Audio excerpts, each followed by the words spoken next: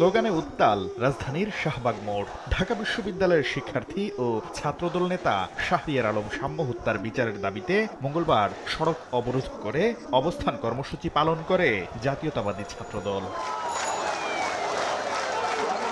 বৃষ্টি উপেক্ষা করে শাহবাগের এই কর্মসূচিতে অংশ নেন হাজারো নেতাকর্মী। ছাত্রদল নেতাকর্মীরা বলেন, বিচার কাজে দীর্ঘসূত্রতার মাধ্যমে প্রকৃত অপরাধীদের আড়ালের চেষ্টা চলছে।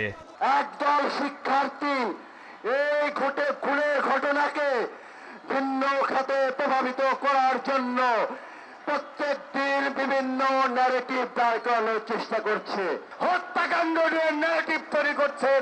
আপনাদেরকে ধিক্কার জানানোর ভাষা ছাত্র সমাজ জানে না।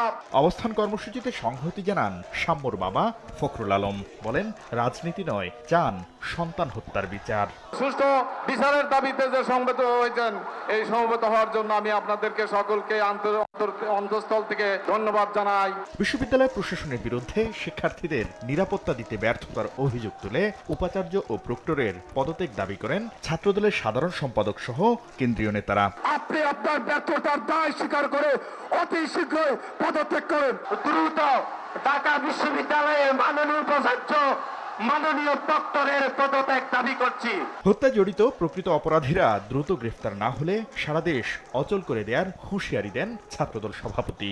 সুষ্ঠু তদন্ত এবং সাম্যের পরিবারের প্রতি সহানুভূতি সহ আপনি স্বাভাবিক আচরণ করুন।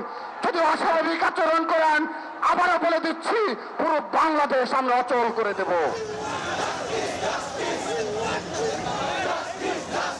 2 ঘন্টা পর শাহবাগ মোড় ছেড়ে দিয়ে শহীদ মিনার অভিমুখে বিক্ষোভ মিছিলের মাধ্যমে শেষ হয় কর্মসূচি। শাকির আহমেদ, সময় সংবাদ, ঢাকা।